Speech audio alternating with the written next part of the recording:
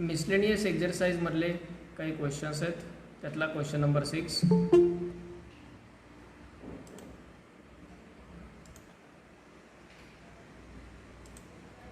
Question आहे, with usual notations prove that sin a minus b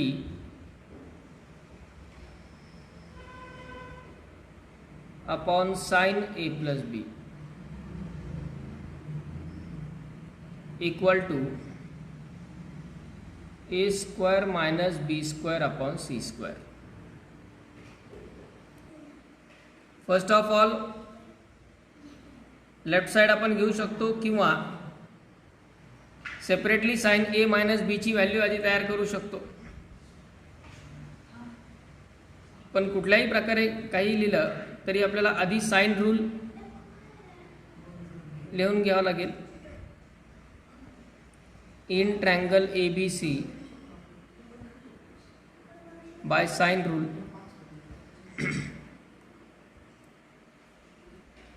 sign rule नुसार sine A upon A equal to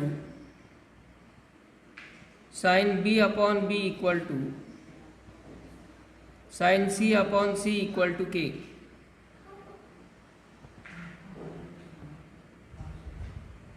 sign A equal to AK, sine B equal to BK आणि sine C equal to CK. Equation 1. या फॉर्ममध्ये sine rule आपल्याला use करायचा आहे. आता यात left hand side घ्या किंवा आधी separately sine A minus B ची व्हॅल्यू फाइंड करा. साइन A मायनस बी त्याचा आधी एक्सपान्शन करावं लागेल प्रिव्हियस फॉर्म्युलानुसार. साइन A मायनस बी चं expansion sine A cos B minus cos A sine B. आता याच्यामध्ये साइन रूल आणि कोसाइन रूल वापरून टाकायचे. साइन रूल नुसार साइन A ची किंमत AK इंटू कॉस B साठी कोसाइन रूल लगेच A square plus C square minus B square upon 2AC minus sine B साठी BK आणि कॉस A साठी परत cosine rule B square plus C square minus A square upon 2BC.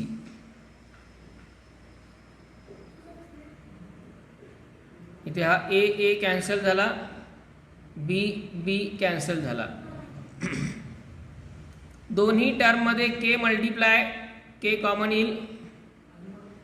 दोन्ही term मध्ये डिनॉमिनेटरला 2C आहे, 2C common येईल. म्हणजे ब्रॅकेटच्या बाहेरची टर्म K अपॉन 2C. ब्रॅकेटमध्ये शिल्लक राहतील A square plus C square minus B square आणि मायनस परत मल्टिप्लाय प्रत्येकाला या टर्म्समध्ये minus B square minus C square plus A square. यात पुन्हा ब्रॅकेटमध्ये C square cancel, A square plus A square 2A square आणि minus B square minus 2B square.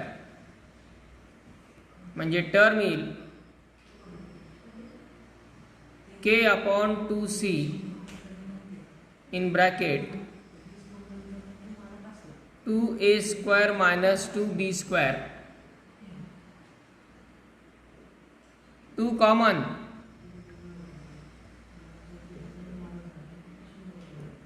2 common घेतला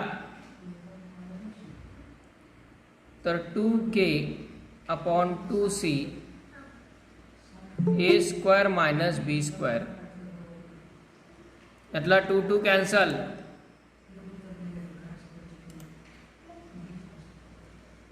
म्हणजेच k in bracket A square minus B square upon C.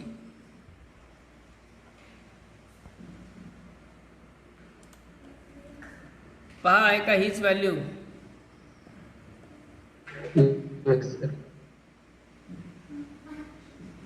या example मध्ये तयार झालेली.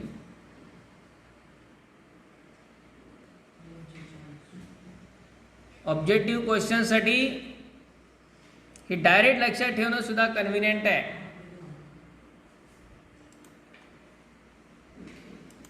पण डिस्क्रिप्टिव्ह साठी पूर्ण ही प्रोसेस. आता लेफ्ट साइडची टर्म आहे sign A minus B upon sine A plus बी. मग sign A minus B upon sine A plus B. Sign A minus B ची व्हॅल्यू k इंटू ए square minus B square upon C आणि into sine A plus B. Sign A plus बी ला काय लिहिता येईल? परत properties of triangle म्हणले ते 9 फॉर्म्युल्यांचे 2 ग्रुप.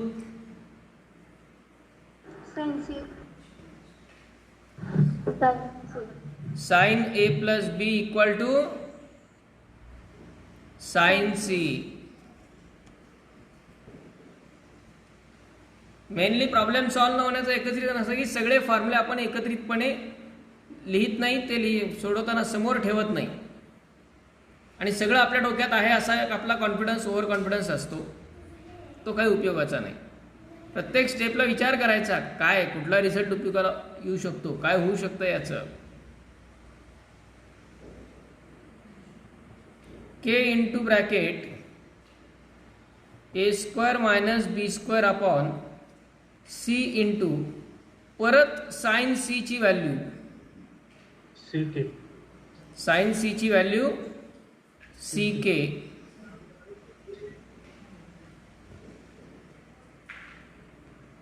के कॅन्सल, म्हणजेच A square minus B square upon C square.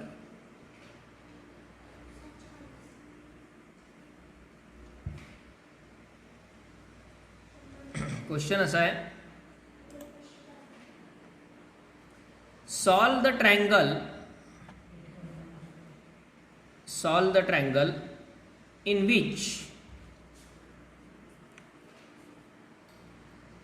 a equal to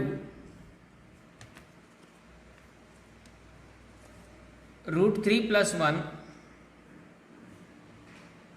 b equal to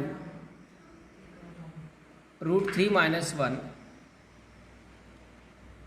and capital C equal to 60 degree. A equal to root 3 plus 1, B equal to root 3 minus 1 and C equal to 60 degree.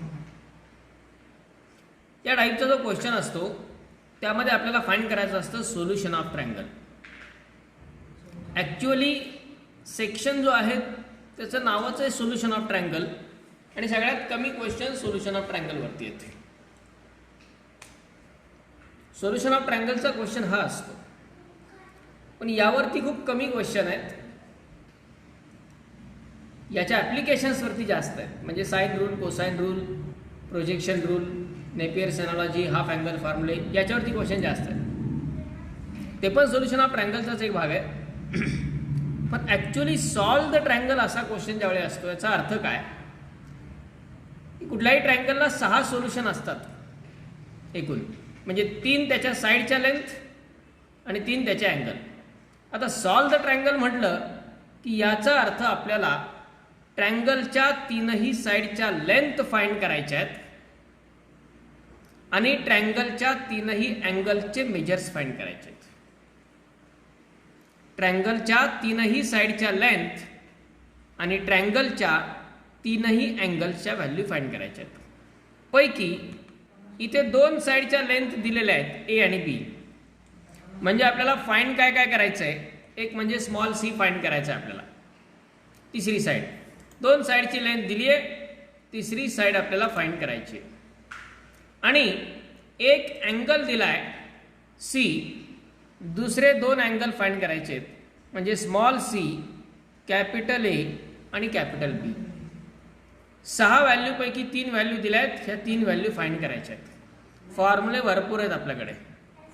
कुठलेही result, कुठलेही rules आपण या पद्धतीनं याच्यामध्ये use करू शकतो effectively. आता small A, small B आणि कॅपिटल सी दिलेला आहे. आपल्याला स्मॉल सी फाइंड करायचं आहे. आता in triangle A B C हे आहे given that small A, small B आणि कॅपिटल सी आहेत आपल्याकडे. मग यात स्मॉल सी फाइंड करायचा आहे. कसं फाइंड करता येईल बरं? कारण का small C, yes, sine C चा फॉर्म्युला. साइन सीचा काय formula?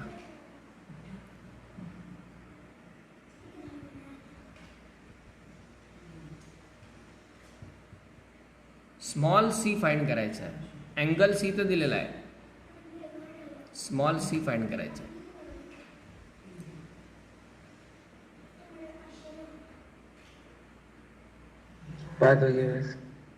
Cosine route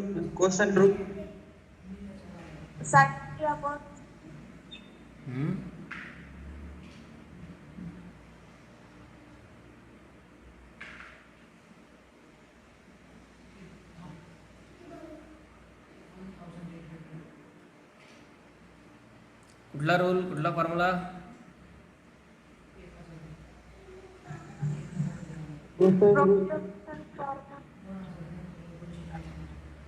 projection रूलला problem हा आहे की 2 अँगल माहिती असणं गरजेचं आहे. कारण प्रोजेक्शन रूल काय असतो? C equal to A cos B plus B cos A. त्यात स्मॉल ए आणि स्मॉल बी माहीत आहेत, पण कॅपिटल ए आणि कॅपिटल बी कुठं माहीत आहेत? नाही माहिती. त्यामुळे प्रोजेक्शन रूलचा उपयोग नाही. कोसाइन रूल, कोसाइन रूल कसा वापरता येईल? कुठला? C square equals B square plus A square minus 2ab cos c. C square by cosine rule.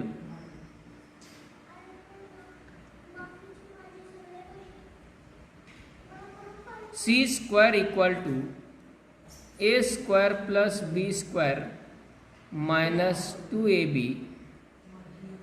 cos c. बघा सगळ्या व्हॅल्यू आहेत का अवेलेबल? स्मॉल ए माहीत आहे, स्मॉल बी माहीत आहे, स्मॉल ए माहीत आहे, स्मॉल बी माहीत आहे आणि सी पण माहीत आहे कॅपिटल.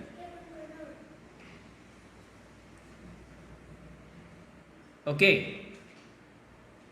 त्यावरून आपल्याला स्मॉल सी ची व्हॅल्यू मिळेल. म्हणजे ए स्क्वेअर √3 + 1 चा स्क्वेअर, बी स्क्वेअर √3 - 1 चा स्क्वेअर,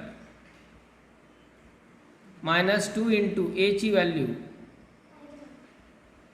√3 + 1, बी ची व्हॅल्यू √3 - 1 आणि cos c म्हणजे 60 डिग्री.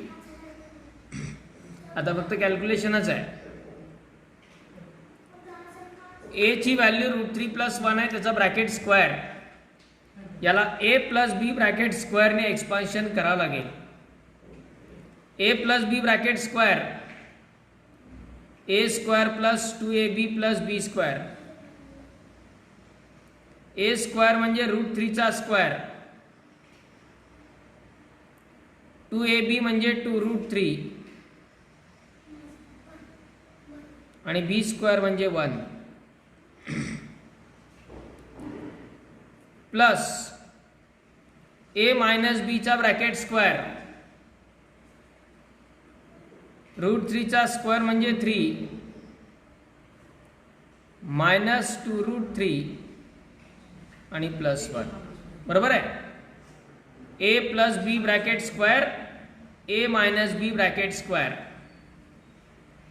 ए square plus 2ab plus B square हे एक्सपान्शन आणि ए square minus 2ab plus B square. पुढे -2 इंटू, आधी हे दोन ब्रॅकेट मल्टिप्लाय करा. दोन ब्रॅकेट मल्टिप्लाय केले हे ए प्लस बी इंटू ए मायनस बी या स्वरूपात आहेत. ए square minus B square, √3चा square म्हणजे 3 मायनस 1 आणि इंटू कॉस 60 ची व्हॅल्यू 1/2. ओके. पैकी 2√3 मायनस 2√3 कॅन्सल, हे 2 कॅन्सल. काय राहिल्या टर्म शिल्लक?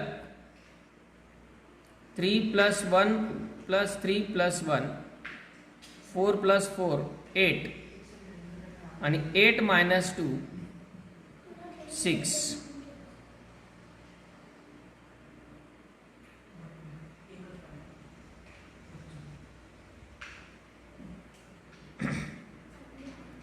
ही झाली सी स्क्वेअरची value. Therefore C equal to √6. म्हणजे स्मॉल ए झाला, स्मॉल बी झाला, स्मॉल सी झाला.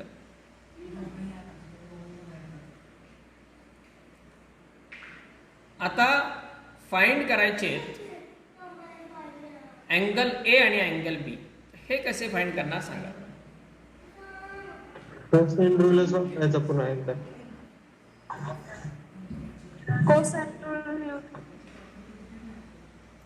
पुन्हा एकदा कोसाइन रूलच वापरू शकतो आपण. कोसाइन रूल नुसार, कोसाइन रूलचा दुसरा फॉर्म,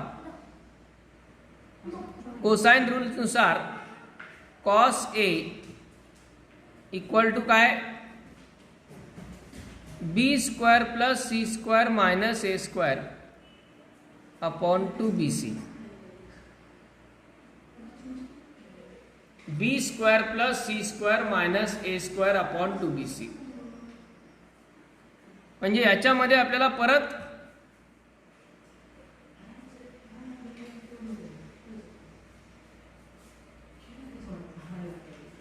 हेच वर्किंग करायचंय.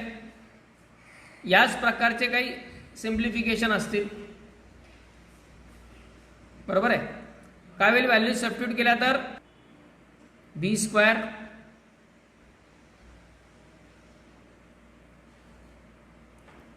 ची व्हॅल्यू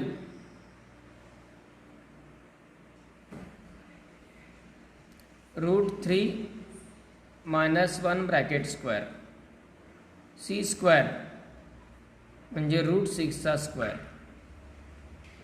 मायनस ए स्क्वेअर म्हणजे √3 plus 1 bracket square divided by 2bc म्हणजे 2 इंटू बी ची व्हॅल्यू √3 मायनस 1 आणि सी ची व्हॅल्यू √6. अल्जेब्रिक सिम्प्लिफिकेशन आहे. थोडंसं केअरफुली. पहिला bracket square A minus B bracket स्क्वेअरचा फॉर्म्युला 3 मायनस 2√3 प्लस 1 प्लस √6चा स्क्वेअर म्हणजे 6 आणि इथं मायनस एक, काळजीपूर्वक इथं मिस्टेकला चान्स आहे. √3 प्लस 1चा स्क्वेअर जर केला तर 3 प्लस 2√3 प्लस 1 येतो. सगळे पॉझिटिव्ह येतात, पण हा मायनस प्रत्येकाला मल्टिप्लाय होईल म्हणजे टर्म होईल -√3 -2√3 -1. सर -3 ना. हा -3 -√3 स्क्वेअर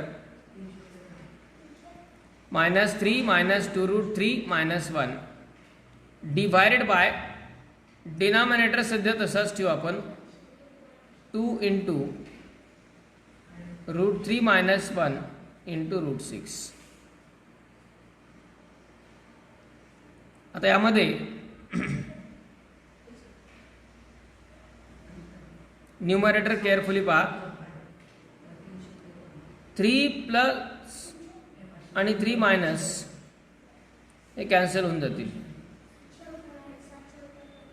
+1 -1 कॅन्सल होऊन जाईल. काय राहिला न्यूमरेटरला? 6 -4√3 + 6. 6 -4√3 डिवायडेड बाय 2 इंटू √3 -1 इंटू √6. आता न्यूमरेटरहून आपण 2 कॉमन तर येतोच आहे इझिली. 2 कॉमन घेतला तर काय राहतो शिल्लक?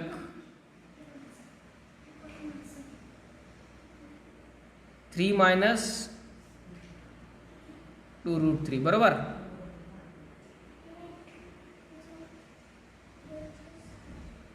-3 -2√3 डिवायडेड बाय 2 इन ब्रॅकेट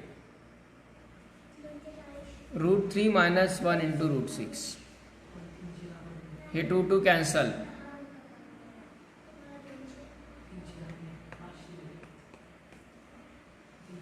पुढं कसं जाणार?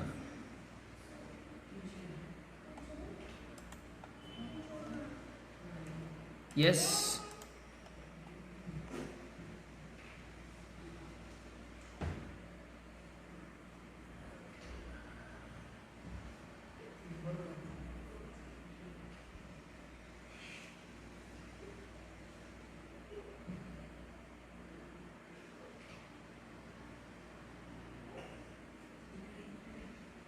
न्यूमरेटर मधले 3 ला √3 इंटू √3 लिहिलं का? येस त्यातला √3 कॉमन घेता येईल सिम्प्लिफिकेशन मध्ये.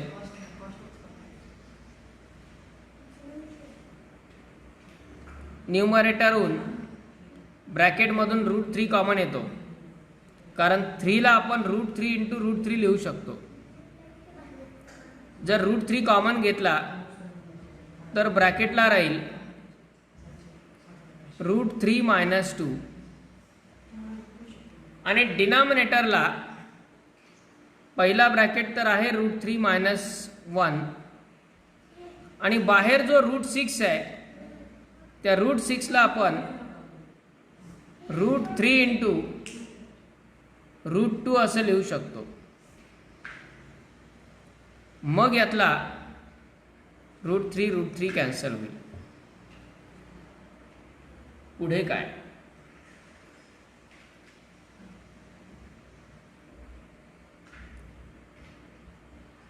That's the effect of using cosine rule. Cosine rule वापरल्यामुळं ही सिच्युएशन येते अशी. एक तर कॅल्क्युलेशन खूप वाढलं. असंच कॉस बी साठी पुन्हा करावं लागणार आहे आणि ते करूनही कुठली अशी स्टँडर्ड व्हॅल्यू काही येत नाहीये. याला अजून सिम्प्लिफिकेशन द्यावं लागेल. रॅशनलायझेशन करून डिनॉमिनेटर रॅशनलाइज करून अजून सिम्प्लिफिकेशन द्यावं लागेल. ओके. पण दुसरा मार्ग याला एक असा असतो साइन रूलचा. तो सोपा आहे कारण आपल्याला सी हा पूर्ण अँगल माहित आहे 60 डिग्री आणि त्याच्या समोरची साइड स्मॉल सी पण माहित आहे. म्हणजे साइन सी अपॉन सी हा रेशो तो आपल्याला कळतोय आणि तो रेशो जर कळाला आपल्याकडे स्मॉल ए आहे स्मॉल बी ऑलरेडी आहे. हे सगळं वर्किंग आपलं खूप शॉर्टली होऊ शकतं आणि तेही याच्या पुढच्या सिम्प्लिफिकेशन सहित. येते लक्षात? म्हणजे कुठला रूल वापरल्यानंतर काय व्हेरिएशन आहेत काय इफेक्ट आहेत. म्हणजे आता समजा आपण साइन रूलचा जर विचार केला, साइन रूल काय असतो?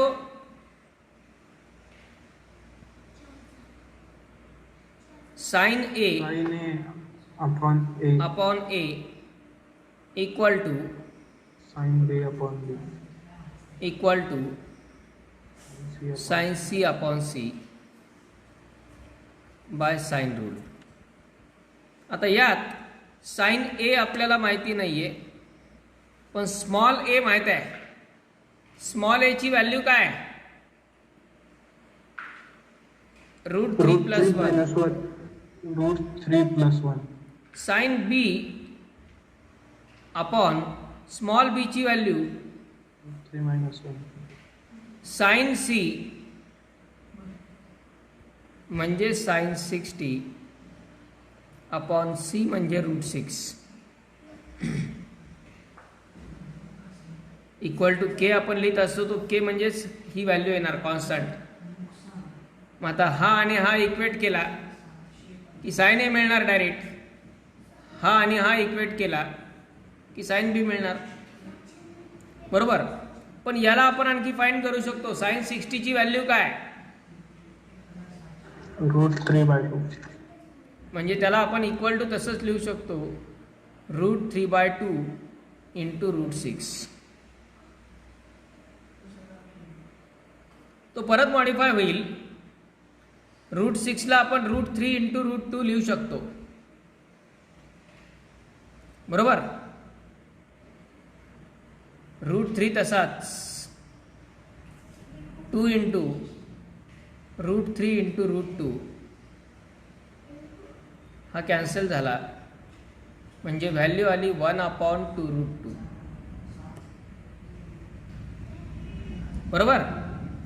आता हा पहिला रेशो जर याला इक्वेट केला तर साइन ए ची व्हॅल्यू काय? root 3 plus 1 upon 2 root 2 हा न्यूमरेटरला जाईल त्याच्या रूट 3 प्लस 1 अपॉन 2 रूट 2 आणि साइन बी ची व्हॅल्यू काय?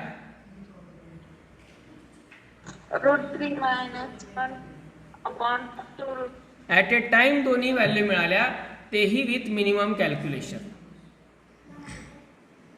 साइन ए ची value root 3 plus 1 upon 2 root 2 आणि साइन बी ची value root 3 minus 1 upon 2 root 2. Okay. मग आता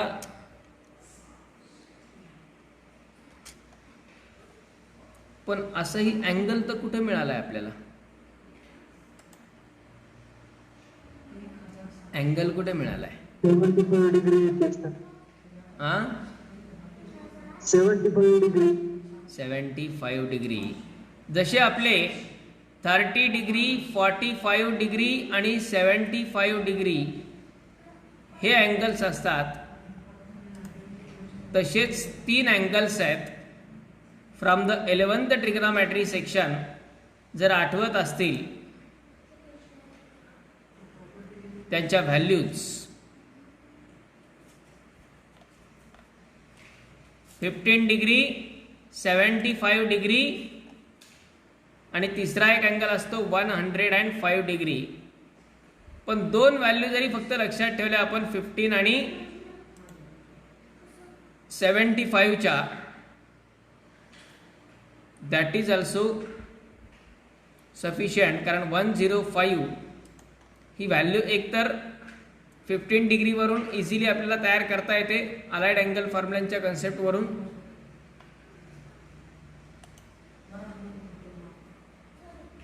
काय असतात व्हॅल्यू मग?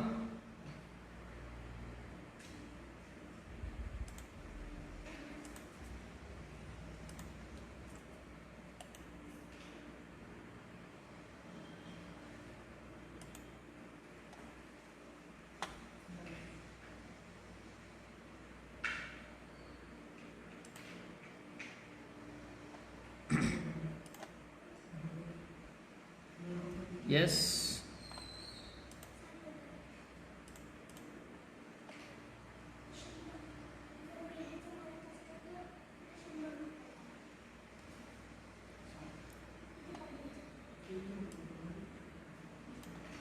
सिरीज टेबल जसे 30, 45, 60 तशा या व्हॅल्यूज. साइन 15 डिग्री √3 - 1/2√2 आणि साइन 75 डिग्री √3 + 1/2√2. जशा 30 आणि 60च्या व्हॅल्यू इंटरचेंज होतात साइन कॉसमध्ये, तसंच 15 आणि 75, कारण तेही अलाइड अँगल आहेत, दोघांचं ॲडिशन बघा किती येत आहे, 90 डिग्री. बरोबर आहे. 15 + 75 म्हणजे 90 डिग्री. अलाइड अँगल आपण वापरू शकतो त्यात. म्हणजे फक्त साईनसाठी व्हॅल्यू लक्षात ठेवला की कॉसच्या तयार करता येतात, टॅनच्या तयार करता येतात. यात दोन व्हॅल्यू जरी तुम्ही लक्षात ठेवल्या, समजा तुम्हाला साइन 15 माहीत आहे, साइन 75 माहीत आहे. आता फाइंड करायचं आहे कॉस 15. कॉस 15ला तुम्ही कॉस 90 - 75 लिहू शकता आणि कॉस 90 - थीटा म्हणजे साइन थीटा. कॉस 15ची व्हॅल्यू आणि साइन 75ची सारखीच आहे. किंवा असंही लक्षात ठेवता येईल, जी व्हॅल्यू साइन 15ची आहे ती कॉस 75ची आहे आणि जी व्हॅल्यू साइन 75ची आहे ती व्हॅल्यू कॉस 15ची आहे. आणि यांचा जर रेशो घेतला, टॅन म्हणजे sine upon cos, 2√2 2√2 cancel, √3 - 1/√3 + 1, this upon this. 75 साठी this upon this. Okay. Column जो आहे 105चा तो जर आपण ऍड केला,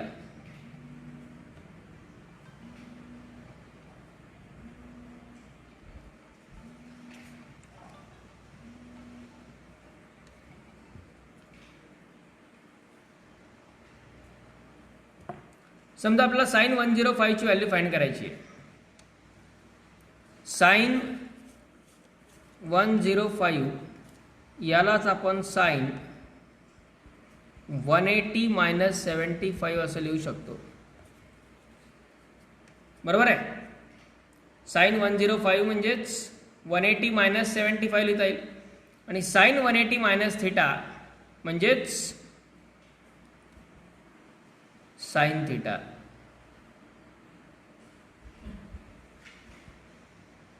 कारण सेकंड क्वाड्रंटमध्ये साइन पॉझिटिव्ह असतो, सेकंड क्वाड्रंटमध्ये साइन पॉझिटिव्ह असतो.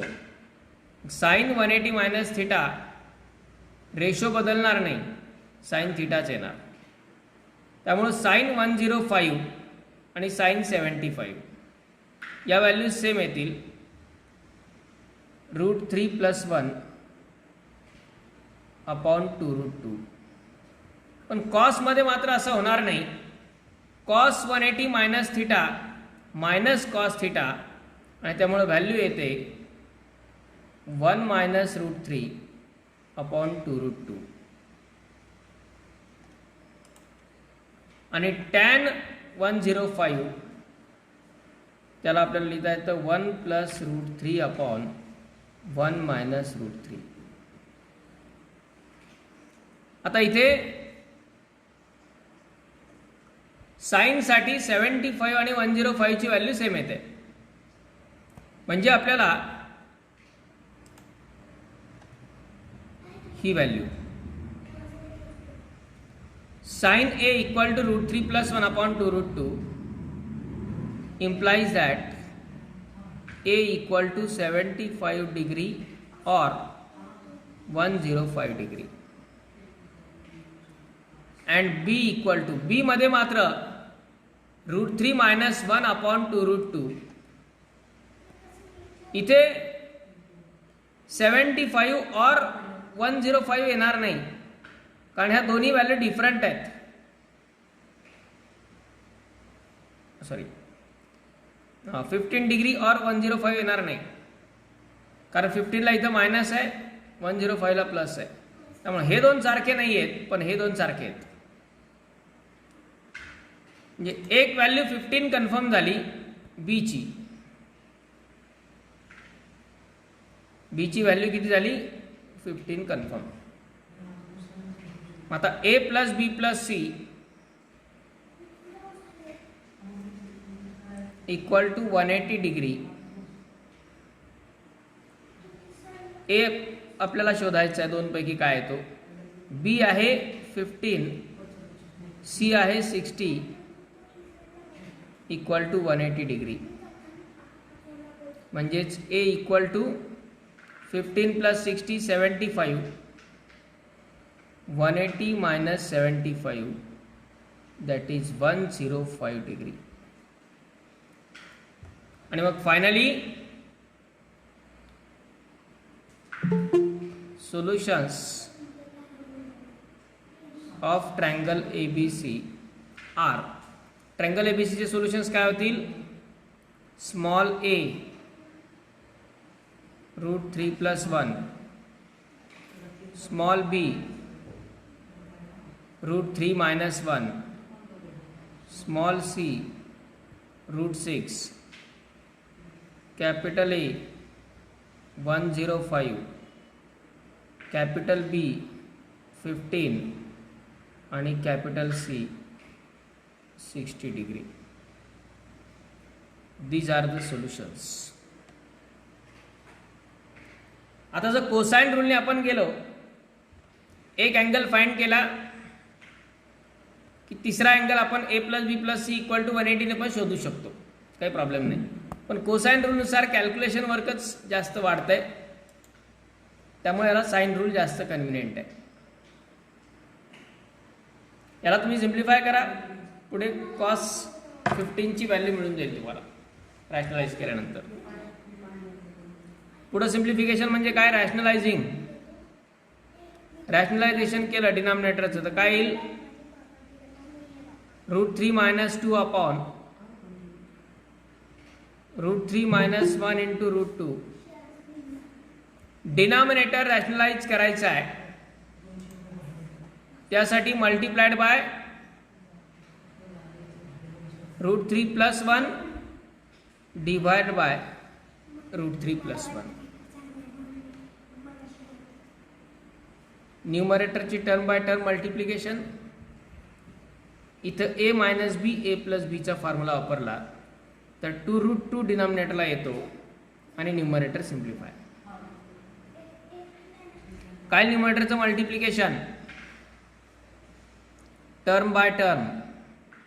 √3 into √3 3 plus √3 minus 2√3 minus plus √3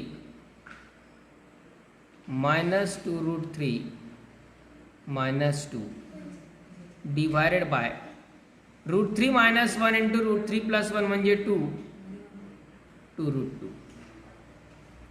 numerator येईल 3 - 2 म्हणजे 1 आणि √3 - 2√3 म्हणजे -√3 अपॉन 2√2. आता इथे बघा 1 - √3 अपॉन 2√2 ही व्हॅल्यू आली आणि ही व्हॅल्यू एक्झॅक्टली तुम्हाला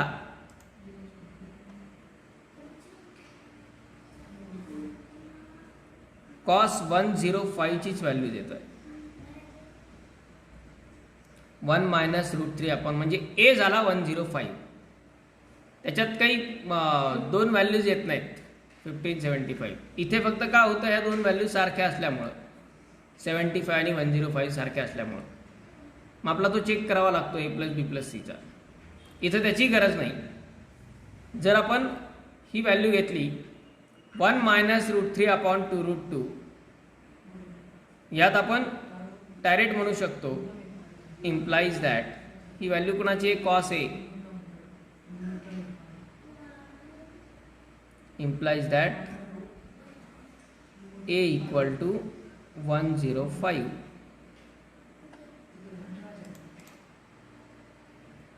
a ची व्हॅल्यू 105 आली, सी आहे 60, बी फाइंड करता येईल, त्याला परत कोसाइन रूल वापरायची गरज नाही. त्यामुळे कोसाइन रूलनुसार हे सोल्युशन, साइन रूलनुसार हे सोल्युशन, दोन्ही माहिती असू द्या. ओके.